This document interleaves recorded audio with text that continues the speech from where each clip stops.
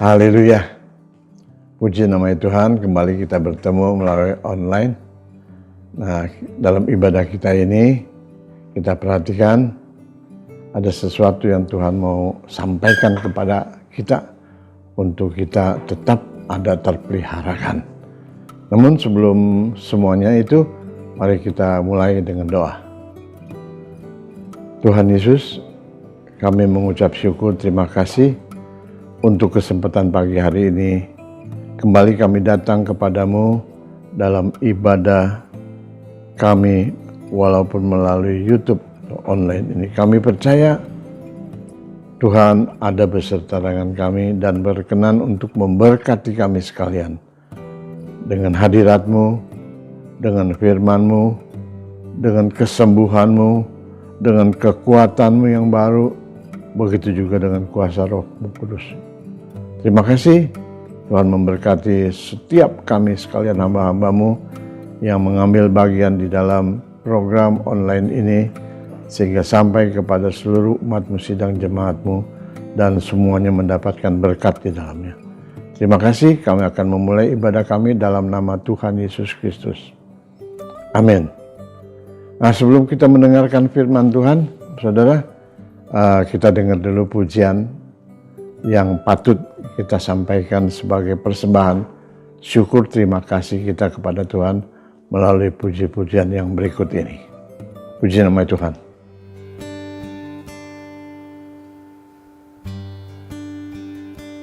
Saat indah ku berhadapan denganmu, memandang wajah-Mu, Yesus kekasih jiwaku.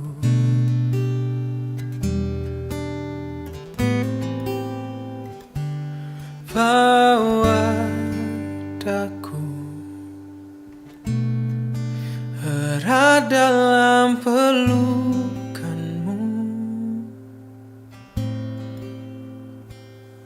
menikmati kasih dan indahnya hadirat-Mu.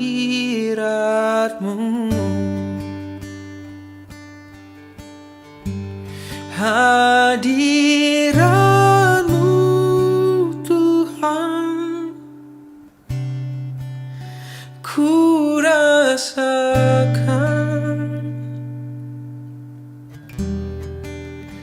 kekudusan-Mu Bapa, penuhiku.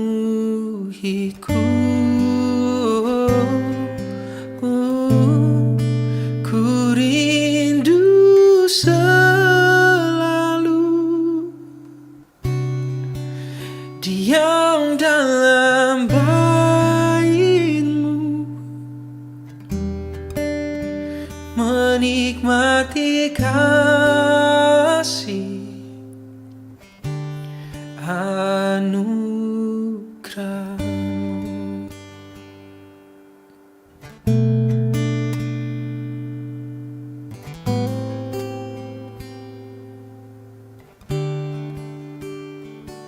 Saat indah ku berhadapan dengan-Mu, memandang wajah-Mu, Yesus kekasih jiwaku.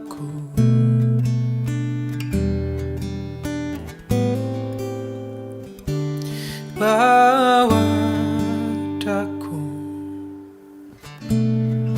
erat dalam pelukan-Mu, menikmati kasih dan indahnya hadirat-Mu.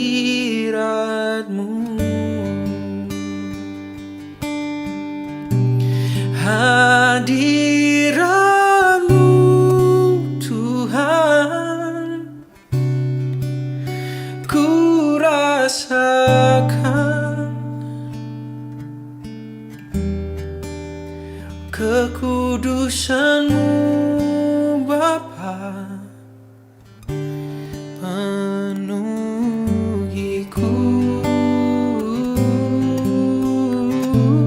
Ku rindu selalu diam dalam bait-Mu, menikmati kasih,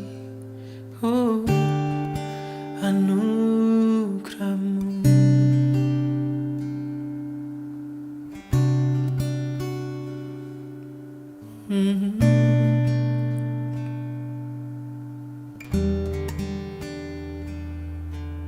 Menikmati dekapan kasih-Mu,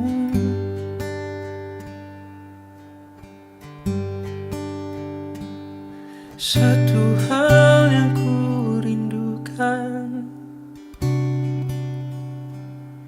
berada di dekat-Mu. Kau sumber kekuatanku, Kau sumber pengharapanku. Satu hal yang ku nantikan Tuhan, untuk bertemu muka denganmu, merasakan indahnya ada dalam hadirat-Mu.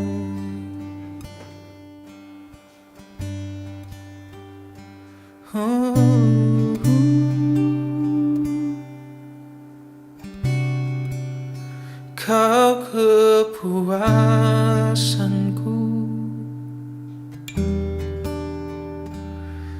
tempatku beristirahat, tempatku beristirahat. Ku bisa jadi apa adanya ketika berdua denganmu. Tak perlu berpura-pura, aku sungguh membutuhkan Engkau Tuhan. Ku sungguh membutuhkan.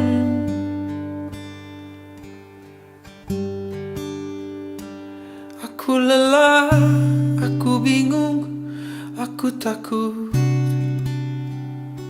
Seringkali ku tak sabar untuk menunggu.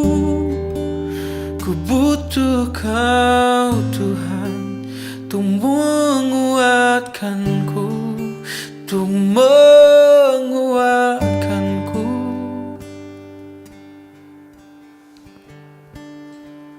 Seperti rusa yang merindukan air, demikianlah jiwaku merindukan-Mu, oh Yesusku.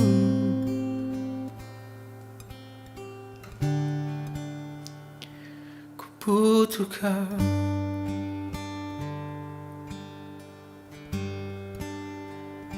Jehovah Shalom, Kau damaiku. Jehovah Jireh, Kau yang cukupkan aku.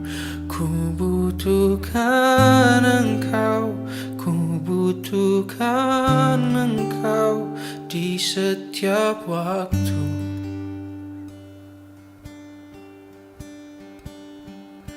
Jehovah Shalom, Engkaulah damaiku. Jehovah Jireh, Engkau yang cukupkanku. Ku rindu ada di mana Kau ada, terus dekat dan terus mendekat denganmu Tuhan.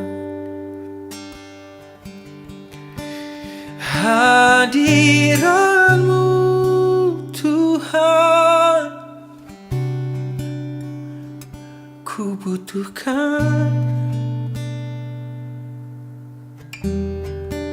Biar kekudusan-Mu Bapa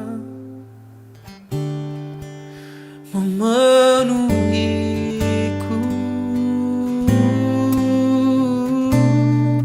Ku rindu selalu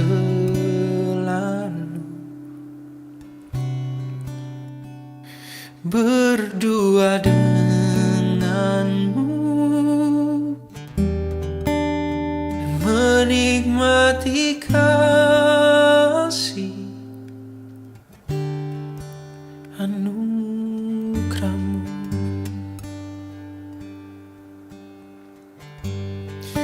Ku rindu selalu diam di dalam bait-Mu, Yesusku, untuk menikmati kasih, untuk menikmati kasih, untuk menikmati kasih anugerah-Mu.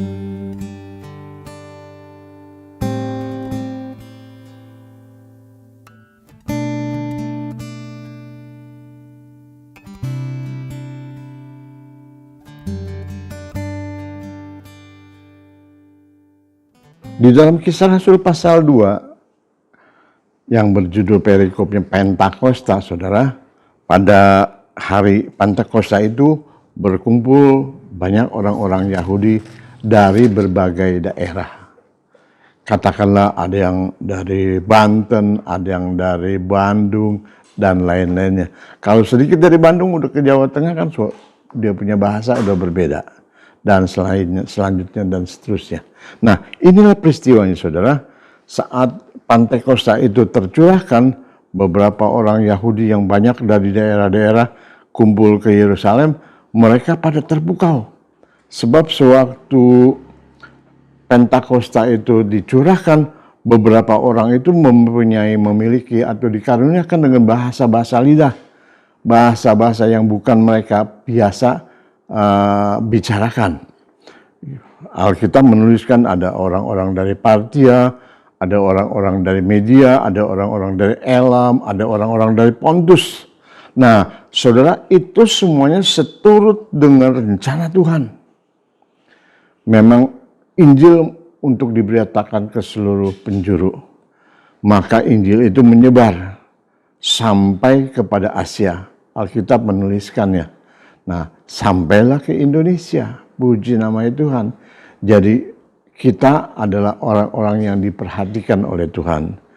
Nah, sebagai gereja yang universal, ya, gereja yang banyak sekali sinode di Indonesia ini, kalau kita membaca di dalam Matius pasal 25 ayat 1 sampai 13 itu kan perikop tentang 10 anak darah yang menyongsong mempelai laki-laki.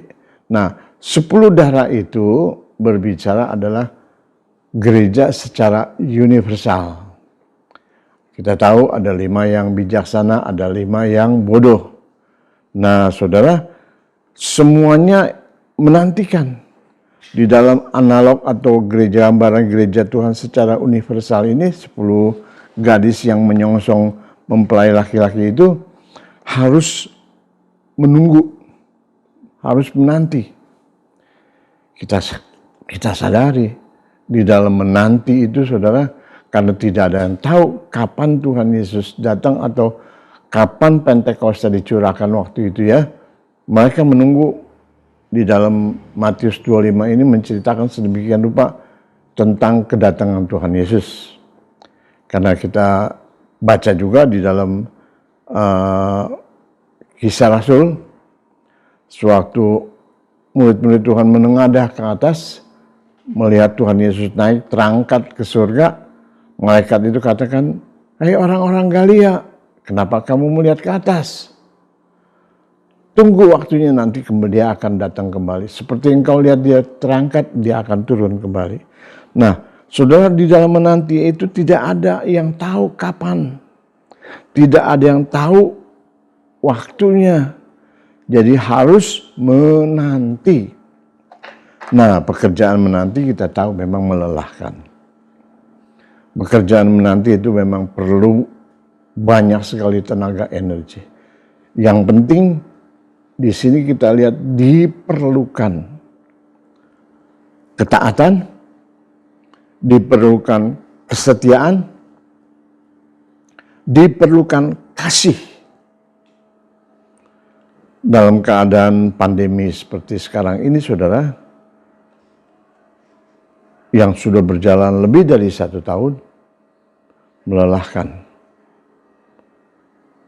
Ibadah pun tidak bisa berkumpul.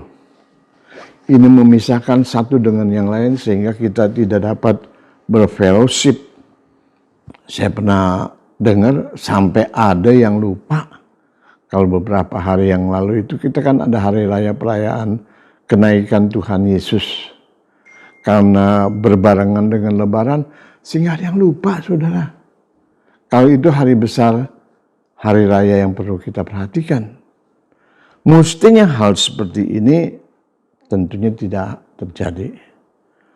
Karena terjadinya sedemikian rupa, ada sebutan katakan new normal, saudara. Ya tentunya mestinya si hal ini tidak harus terjadi. New normal memang kejadian seperti itu. 1 tahun lebih kita harus tinggal di rumah.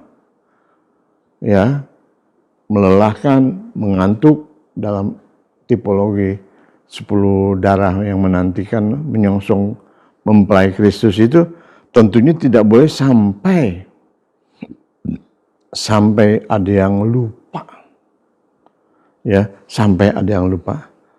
Tentunya harus ada sedikit rasa fanatik, saudara ya, untuk menjaga api, menjaga semangat. Jadi kalau lagu-lagu lama, ada satu lagu yang begitu rupa, saya pertama-tama masuk gereja, saudara, mendengarkan lagu ini gampang dinyanyikan. Contohnya, mendidih di hati, mendidih di hati. Kadang-kadang sudah kita perlukan hal seperti itu untuk menghilangkan rasa ngantuk, untuk menghilangkan kejenuhan, untuk menghilangkan kelelahan, dan terus kita bisa eksis. Ini kan hal-hal semangat. Walaupun itu lagu-lagu kuno, katakan lagu jadul, ya gak peduli, saudara. Itu memberikan semangat buat kita. Itu memberikan pembaharuan, kekuatan buat kita. Ini firman Tuhan yang pernah saya sampaikan. Nah, kita lanjutkan, saudara, di dalam Matius pasal yang 25, bagian berikutnya adalah yang Tuhan firmankan di dalam Matius pasal 25 ini mengenai talenta. Mengenai talenta. Di sana dikatakan mulai dari ayat 14, hal kerajaan sorga seperti seorang yang mau bepergian ke luar negeri, yang memanggil hamba-hambanya dan mempercayakan hartanya kepada mereka. Yang seorang diberikan 5 talenta, yang seorang lagi 2 talenta, dan seorang lagi, yang lain lagi 1 talenta, masing-masing menurut kesanggupannya, lalu ia pergi.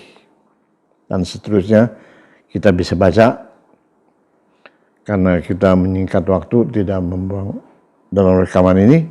Oke, saudara, ada yang 5, ada yang 2, ada yang 1 yang diberikan.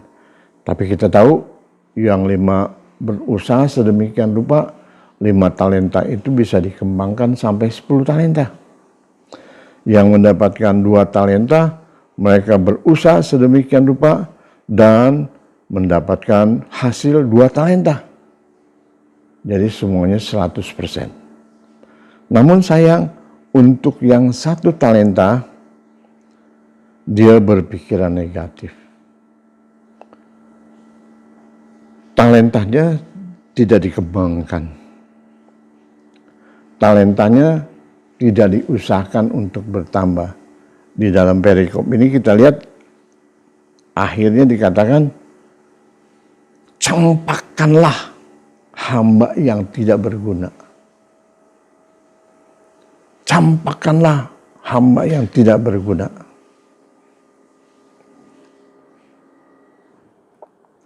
Nah, dalam keadaan pandemik ini, saudara, memang kita sadari banyak pekerjaan-pekerjaan yang terhalang. Banyak pekerjaan-pekerjaan yang terkendala. Baik hal jasmani maupun rohani, ya, termasuk juga aktivitas di dalam kegerejaan kita. Selama ini kita nggak pernah buat retret, berkumpul di puncak 3 hari, 4 hari, 3 hari, 4 malam, sedemikian 3 malam, 4 hari, sedemikian. Tidak pernah, karena dilarang. Fellowship hamba-hamba Tuhan pun melalui Zoom dari rumah masing-masing. WL, kita tahu banyak WL itu yang memberikan semangat, singer, pemain musik, guru-guru sekolah minggu, ya, dan lain-lainnya semuanya itu. Terkendala karena juga harus menjaga jarak. Baik kita di Tangerang Selatan pun termasuk daerah zona merah yang harus mematuhi imbauan pemerintah untuk menjaga jarak. Mencuci tangan, memakai masker sedemikian rupa. Jadi terkendala. Lantas saudara, apakah semuanya itu kita anggap, ya tadi katakan new normal, ya sudah sesuatu yang terjadi, tercipta, yang sudah bisa diterima. Lantas semuanya itu tergendala, apakah kita bengong? Bermalas-malasan? Wah, yang malas tambah malas, saudara. Yang malas tambah malas, seperti yang mempunyai mendapatkan 1 talenta itu. Sempat di dalam ayat ke-24, saudara, kita perhatikan. Ini jawaban yang tidak mestinya terlontarkan dari hamba Tuhan yang diberikan kepercayaan 1 talenta ini. Di dalam ayat yang ke-24, saudara, kita baca di atas 22. Datanglah hamba yang menerima 2 talenta, katanya, Tuhan, 2 talenta Tuhan percayakan kepadaku. Lihat, aku telah memperoleh laba 2 talenta. Maka kata tuannya kepadanya, baik sekali perbuatanmu itu, hai hambaku yang baik dan setia. Engkau telah setia memikul tanggung jawab dalam perkara yang kecil, aku akan memberikan kepadamu tanggung jawab dalam perkara yang besar. Masuklah dan turutlah dalam kebahagiaan Tuhanmu. Ayat 24 kita perhatikan secara khusus. Kini datanglah juga hamba yang menerima 1 talenta itu dan berkata, Tuhan, aku tahu bahwa Tuhan adalah manusia yang kejam, yang menuai di tempat di mana Tuhan tidak menabur, dan yang memungut dari tempat di mana Tuhan tidak menanam. Ini perkataan cukup sadis, saudara, ya. Cukup kasar, cukup keras, katakanlah cukup sadis dari hamba yang dipercayakan 1 talenta. Kita baca di sana kan menurut kesanggupan. Yang 5 dapat berkembang, yang dapat 2 dapat dikembangkan, tetapi yang 1 talenta ini kalau memangnya tidak sanggup, ya tentunya usahakan bagaimana kita semampunya. Tetapi menurut ayat 24 tadi jawabannya begitu tragis sekali, saudara, ya.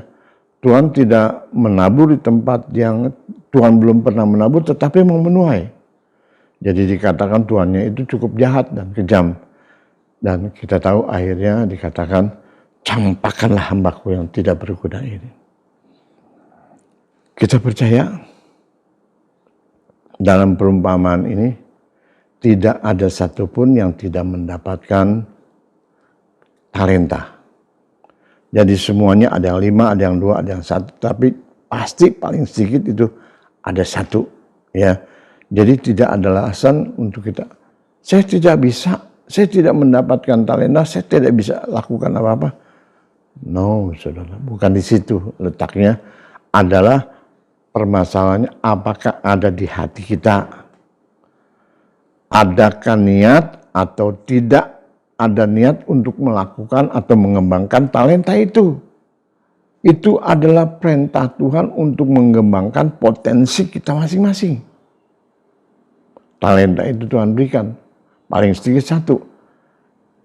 Dan Tuhan inginkan untuk kita mengembangkan potensi kita masing-masing. Dan memang berbeda-beda. Ada yang kelebihan dari hal materi, ada yang menonjol di dalam keterampilan musik, ada yang berlebihan dengan suara nyanyinya bagus, tapi yang paling sedikit kan kita bisa berdoa. Jadi di dalam pekerjaan Tuhan tidak ada alasan untuk kita, saya tidak diberikan talenta, saya tidak bisa apa-apa. No, tidak. Yang punya talenta musik bisa memakai, yang kelebihan di dalam WA menyanyi bagus silakan. Ya, dan yang lainnya di dalam materi bisa lakukan, mendukung pekerjaan Tuhan. Dan yang tidak bisa lainnya, itu paling sedikit kan kita bisa berdoa. Berdoa tanpa memerlukan skill bagaimana untuk merangkai kata-kata yang baik. Itu kan dialog kita dengan Tuhan secara terbuka. Itu kita berkata-kata dengan Tuhan dari hati ke hati, dan Tuhan amat tahu apa yang menjadi isi hati kita. Ingat, di dalam Yohanes pasal 14 ayat yang kedua, taruh nggak salah.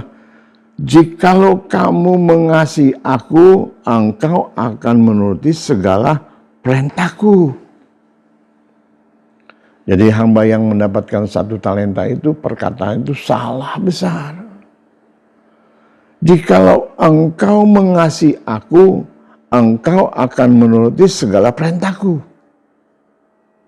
Nah, disinilah saudara keadilan Tuhan. Tuhan bisa mengerti, Tuhan bisa tahu, Tuhan bisa melihat apakah hambanya itu memiliki ketaatan, apakah hambanya Tuhan itu memiliki kesetiaan, apakah hamba Tuhan itu memiliki kasih. Kenapa kan? Kalau kita baca seterusnya, maka apa yang engkau minta, aku akan berikan. Di dalam Yohanes 14 itu. Tetapi awalnya dimulai dengan, jikalau kamu mengasihi aku, Tuhan kata, engkau akan menuruti segala perintahku. Di situ kita melihat ada beberapa yang diperhatikan oleh Tuhan. Ketaatan, kesetiaan, dan kasih. Saudara, saya tersentak. Wow. Sementara sempat saya berbicara dengan beberapa hamba Tuhan tentang pandemi, tentang gereja Tuhan, tentang kegiatan. Saya perhatikan hamba Tuhan ini sudah usia lebih tua dari saya. Tetapi semangatnya. Ini satu idenya, ini ide kedua, ini ide ketiga. Banyak sekali, semangat sekali. Saya tersentak, saudara. Dengan apa? Sempat di BST, di gereja kita, ibadah nggak cuma 10 orang, saudara. Jadi gereja tidak terisi. Apalagi seperti sekarang, pastori tidak ada kegiatan, kosong. Sampai lampu aja tuh, lampu malam nyalain sampai siang, sampai pagi, sampai siang, sampai sore, sampai malam lagi. Nggak ada yang matiin. Biarkan begitu. Kenapa? Karena pastori kosong. Gereja tidak terisi, pastori tidak ada kegiatan, tidak ada yang menjaga, ya itulah kejadiannya. Lantas saya tersentak, saudara. Apakah saya ini termasuk kategori orang yang menerima 1 talenta? Yang tidak bisa mengembangkan, tidak dapat melakukan potensi yang Tuhan berikan, percayakan. sehingga sewaktu Tuhannya datang nggak ada sesuatu yang dapat diberikan. Aduh, saya menangis dalam hati. Namun bersyukur saya,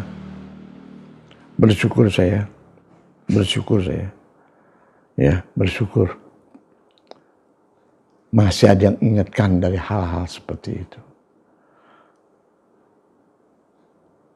Saya ingat jangan sampai saya termasuk kategori orang yang menerima 1 talenta itu.